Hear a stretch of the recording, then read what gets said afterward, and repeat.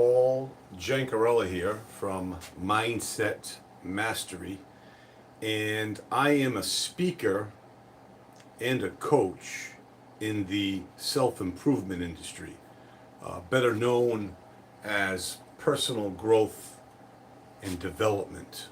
There's several names, so to speak.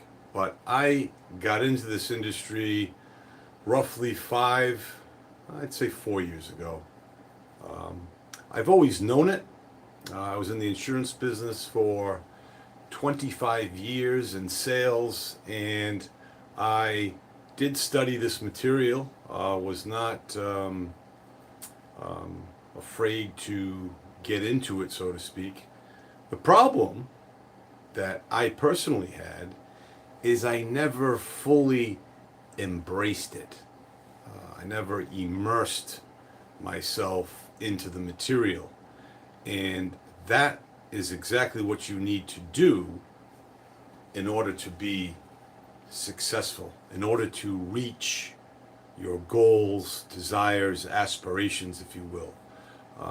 Many people that I talk with, their first challenge, if you will, is not really knowing exactly what they want or what they desire. It's more of, a terminology of like financial freedom or being independent from burden, having good health. And all those things are good, but the universe doesn't really know how to actually get those to us. We need to be descriptive and concise as to exactly what we want in our health, in our wealth, and our relationships, as well as anything else that falls in between. The story really started for me,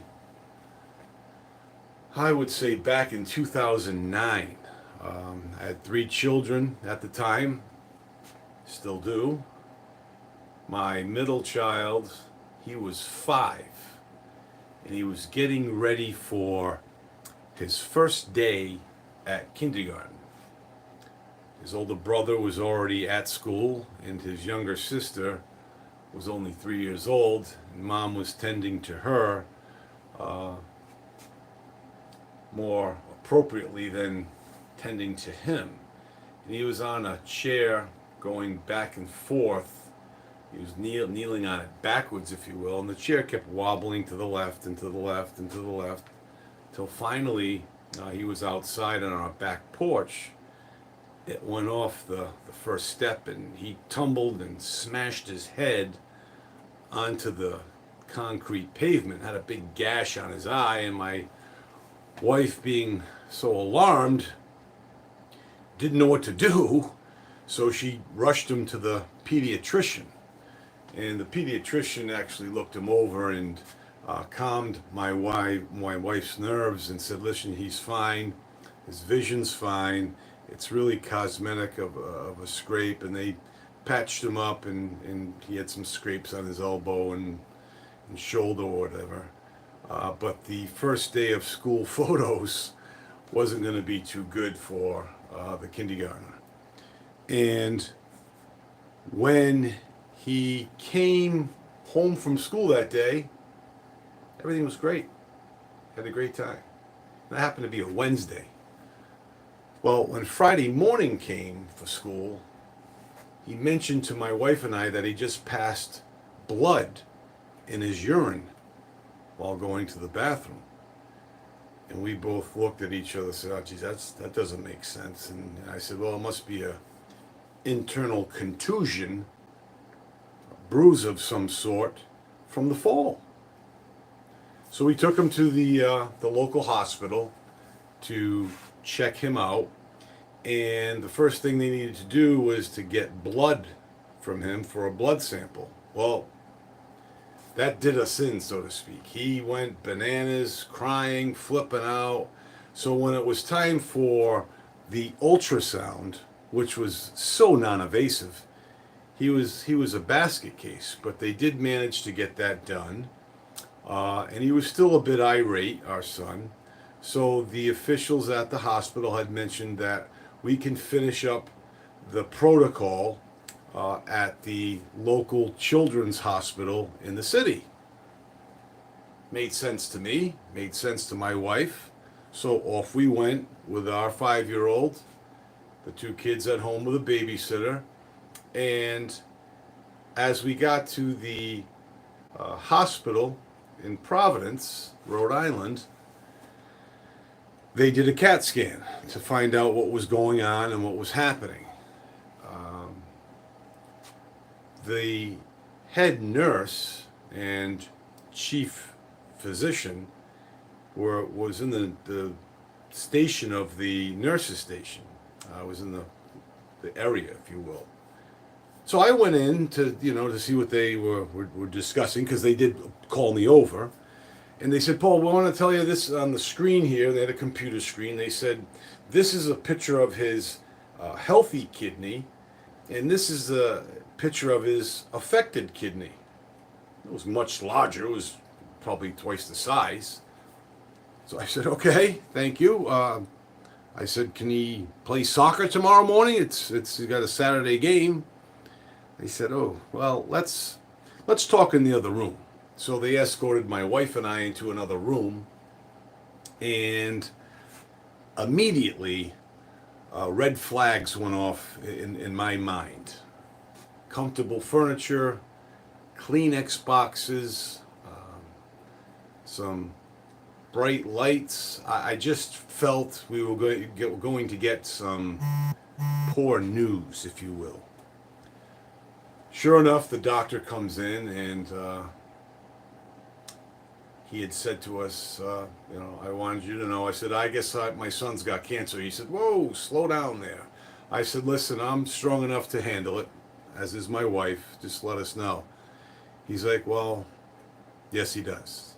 He does have a stage 1 Wilms tumor, which is a kidney cancer found many times in children and infants. So my son was diagnosed with cancer. And at that point, my wife and I were just dumbfounded. We just couldn't understand that. Turns out, when my son fell on that Wednesday, the first day of kindergarten, when he hit the pavement, that ruptured, whatever side he landed on, ruptured the tumor on his kidney and sent blood to his urine. Thank God. Because if that didn't happen, he may not have discovered, or we may not have discovered his kidney cancer for 3 weeks, 3 months, 3 years down the road. Could have spread to his lung or whatever have you. So we truly felt blessed to hear that from the doctors. And what my wife and I also decided to do was not to allow this circumstance adversely affect us. Because not only did we have to be strong, we needed to be strong for our son, who needed to be strong and going to be getting operated on in the next 3 days, and they didn't want to release him from the hospital. So now I'm dealing with an anxious and fidgety son, as was I at that point. My wife went home to take care of the other 2 children, and I went through the bowels of the hospital, because there was a complex of different hospitals. We went from one hospital to another hospital to another hospital to another hospital, all underneath the ground, you know what I mean? And it was more or less for maintenance and staff, but they really didn't mind that we were doing it, because they knew I was toting a 5-year-old and trying to, kill some time. And it was challenging. not to break down, not to be upset, not to be uh, disappointed and cry. But we chose subconsciously, I guess you could say, to be upbeat. And being that way, my son was able to feed off of us. So when visitors would come into the hospital room to see him, we did not hide the word cancer from him at all. Yeah, my son's got cancer. It's a stage 1. It's a Wilms tumor, and this, that. And everybody also, they were emotional, but they fed off of that and were upbeat as well. So my son began to be a bit more positive. Granted, he did not want an operation. He didn't want to go through that. But sometimes we have to go through things we don't want in order to get the things that we ultimately do want. And that was, in my son's case, to be cancer free. So the surgery was supposed to happen on a Monday, but since it was Labor Day, there were complications and changes, so we had another day to go before he went into surgery. And that was extremely difficult for my wife and I because my son was just so distraught going into surgery. He was scared. He was truly petrified as a 5-year-old to go under and have an operation and go under anesthesia.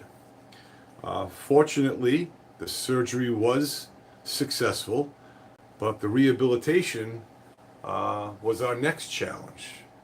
Rehabilitating from the actual surgery was difficult to get my son out of bed every day, and he had to walk, and he didn't want to walk, and and he's 5 years old, and it was a challenge for all of us, but we managed to get through that, and we got him home after a week, and about a month later, because this was Labor Day, on Columbus Day, my wife was working a second job in a local restaurant. All the kids were in bed, and I was just saying, how did this happen? How did my son, get cancer? So, I began to check myself to see if there was any issues or anything, and sure enough, I found something. And I went to my urologist, and my urologist said to me, yeah, that's a good find. And I said, what do you exactly mean by a good find? He's like, you have the early stages of cancer, stage 1 seminoma, I believe. It's like, I'm going to need an ultrasound from you tomorrow morning. And sure enough, after the ultrasound, it was confirmed that I had cancer myself.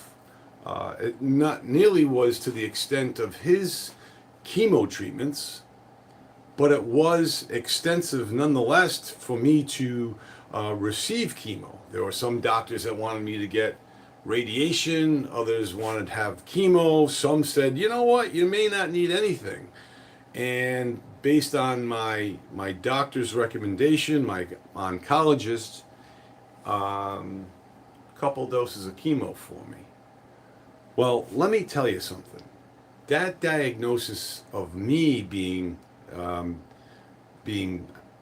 struck with cancer was a wonderful, and I mean a wonderful thing to my son. It's almost like he perked up and was peppy and really felt as though, you know what, my dad and I have the same thing, so it can't be that bad, and we'll go through this together. And I felt that as well, and I really felt when we put positive thoughts in our mind, especially when we're given dire circumstances or terrible situations, it's what we do with those situations, those circumstances. We choose to be better. And that's exactly what happened. We all got better.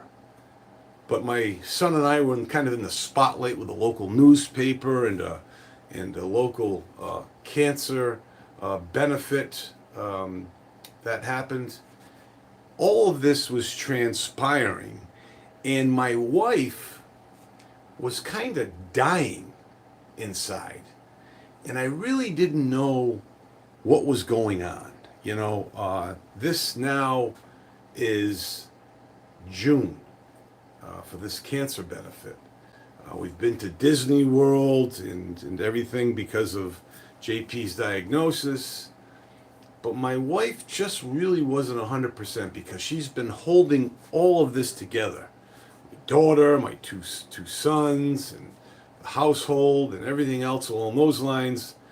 But what I didn't realize was there was an extreme guilt from my wife. And I said, "What's going on?" And after countless inquisitions, if you will, she finally relented. She said, "You see, Paul, I breastfed the oldest, Luke, for almost a year, just about a year. And I did the same thing with Eliza, the youngest.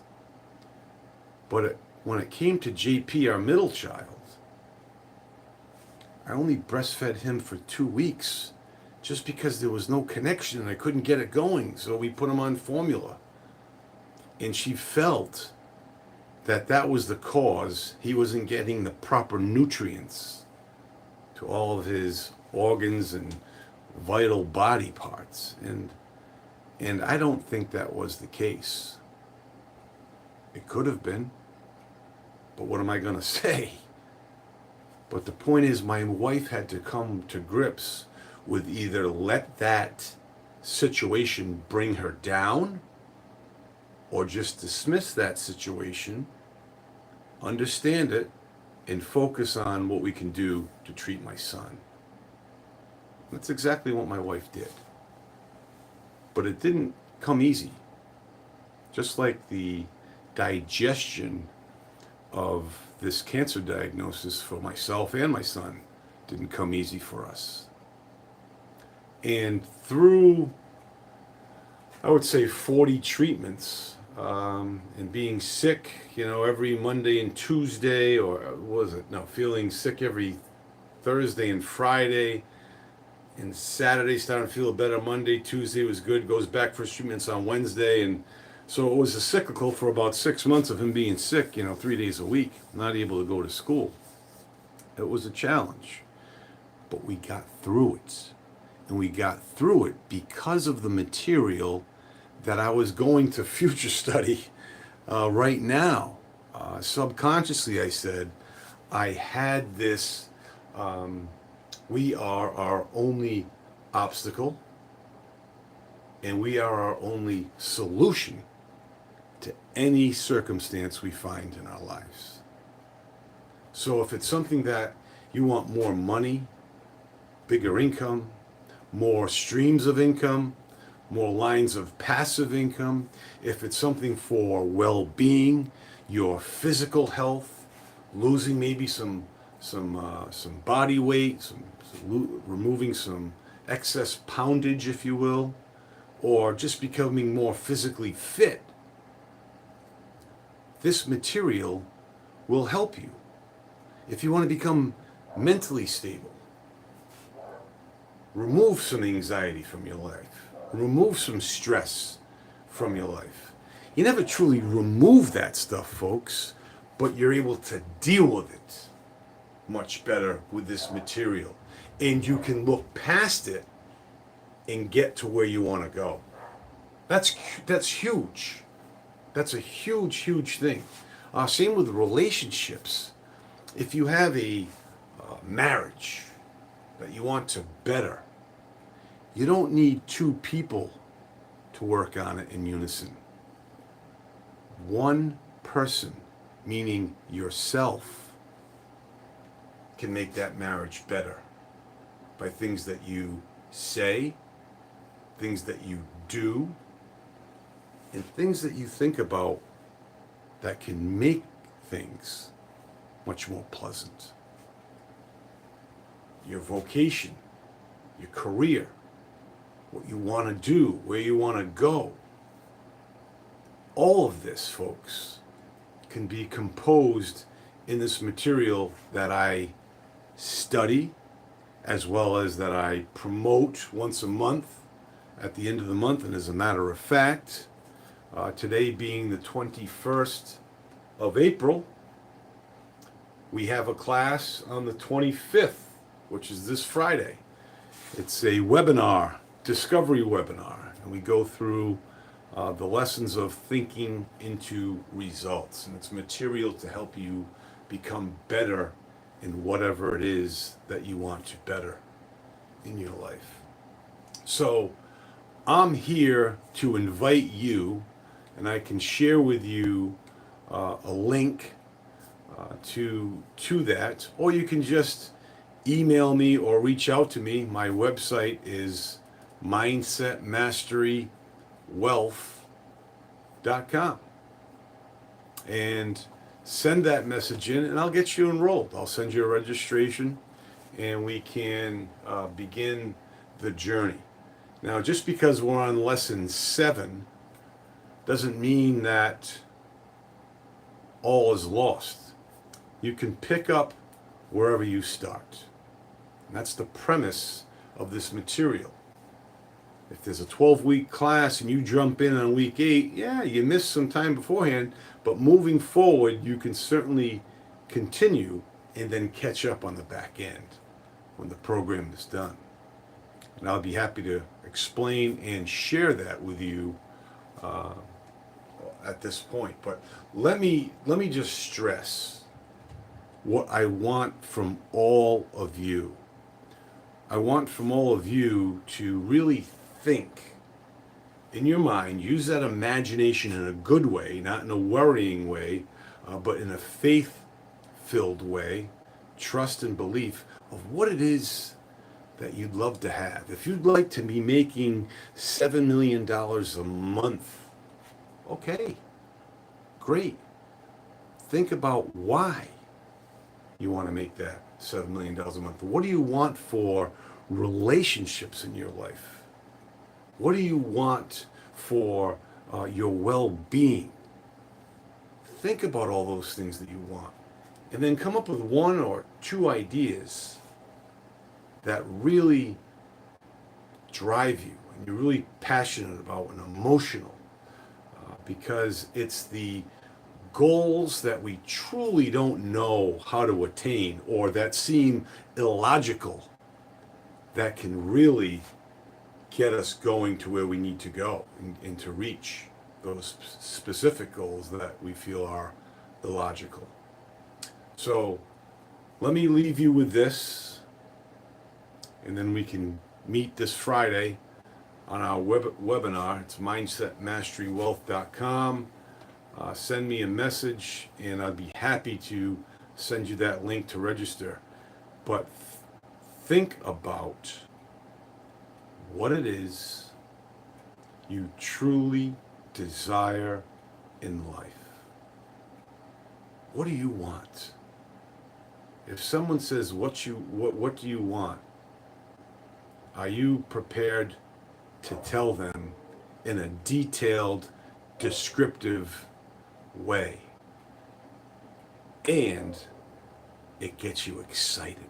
It gets you emotionalized. Yeah, I'm going to be making X amount of dollars, or I'm going to have this type of a figure, or I'm going to have this type of a relationship with my children, my coworkers, my friends, my spouse, whomever else, or I'm going to have this type of career. You know, I chose not to be an actor my senior year in high school, in college, partly because 98% of all actors are unemployed. So I said, oh, heck with that. And then I was going to be a stuntman. I said, well, so many of them get hurt. So I went to be an insurance agent. These were all things, folks, that were placed in front of me that I either said yes or no to. And I allowed the logical to say no to becoming an actor. And I think that was a good choice, inadvertently. But don't say no to something because it just doesn't seem to make sense. If you're passionate about it, and you're excited about it, go with that imagination, because everything's created twice in this world. Once in our imagination and once in reality. So I'll see you all on Friday for our Mindset Mastery Discovery webinar, and we will go from there. So long now. Bye-bye.